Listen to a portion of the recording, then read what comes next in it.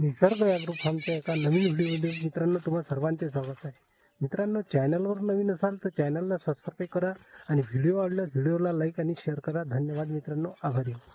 मित्रांनो, गावरान, गावठी तसेच देशी नेमकं काय हो, तर माझ्या मते मला असं वाटते की गावठाण आणि गावाच्या आजूबाजूचं जे रान असते अशा ठिकाणी जी कोंबडी मुक्त संचारामध्ये फिरते त्यालाच आपण कदाचित गावरान म्हटलं गेलं आहे. तर मित्रांनो, नेमकी संकल्पना ही आपण समजून घेऊया.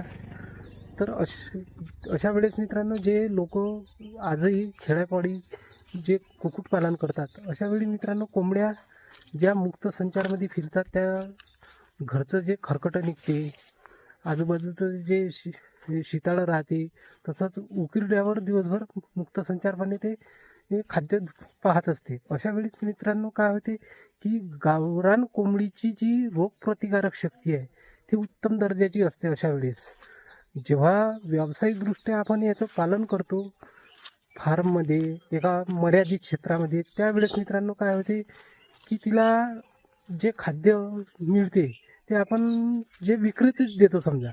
तर अशा वेळेस मित्रांनो काय होते की आजकाल असा कॉन्सेप्ट बनला आहे की ज्या वेळेस आपण कुक्कुटपालनाला सुरुवात करतो तर असं मर्यादित क्षेत्रामध्येच आपण कुक्कुटपालनाला सुरुवात करतो. म्हणजे 1 गुंठे, 2 गुंठे, 3 गुंठे अशा वेळी मित्रांनो काय होते की एक लिमिटेशन असते.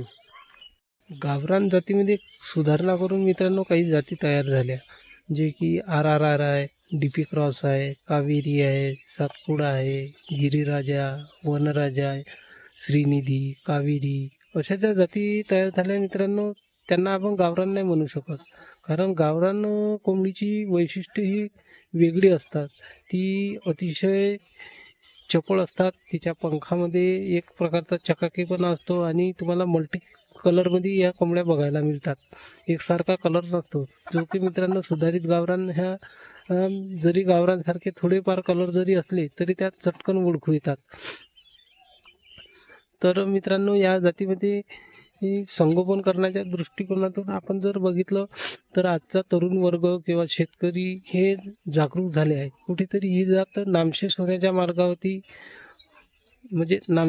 मार्गावरती होती. तिथे कुठेतरी लोक जागरूक झाल्यामुळे या जातीच्या संगोपनाकडे वळाले आहे, जे की एक जमेची बाब आहे. मित्रांनो, गावरान कोंबडीचे संगोपन करते वेळी मित्रांनो आपल्याला काही गोष्टी, जेव्हा व्यावसायिकदृष्ट्या जातीचे संगोपन करतो त्यावेळेस काही नियोजनाला आपल्याला लक्ष द्यावे लागते. कारण शेडमध्ये ह्या संख्या जेव्हा व्यावसायिक रूप या व्यवसायाला लोक द्यायला लागले तर नियोजन खूप मोठ्या प्रमाणात इम्पॉर्टंट राहते मित्रांनो.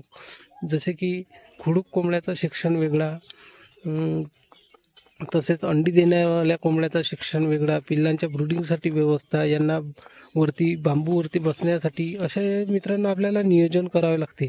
कारण ही जात मुळातच अग्रेशनवाली असल्यामुळे ह्या कोंबड्या मित्रांनो एकमेकाला चोची मारणे, तसेच पंख उपसणे यासारखे गोष्टी घडत असतात मित्रांनो. त्यावेळेस आपल्याला यांच्या नियोजनाकडेच भर द्यावा लागतो आणि तसेच संतुलित खाद्याकडे आपल्याला लक्ष द्यावं लागते. तसेच यांच्या वेळोवेळी आपल्याला लसीकरण झालं किंवा औषधाचं वरती भर द्यावा लागतो. अति औषधी देणं मित्रांनो टाळावे. कारण हायर अँटीबायोटिक दिल्यामुळे मित्रांनो जेव्हा एखादा कोणता रोग जर आला आपल्या पक्षावरती तर अधिक प्रमाणात मॉर्टिलिटी होते.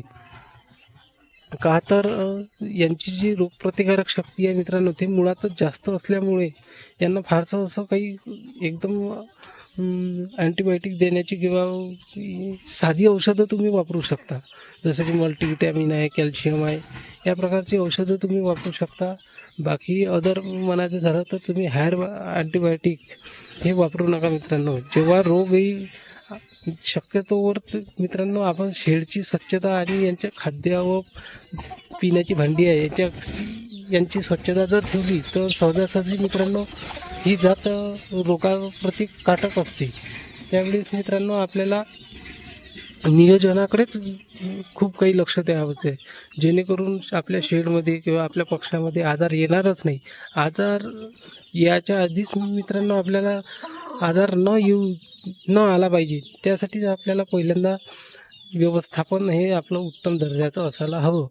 तर मित्रांनो, कसा वाटला तुम्हाला व्हिडिओ मला नक्की कमेंटमध्ये सांगा. धन्यवाद मित्रांनो.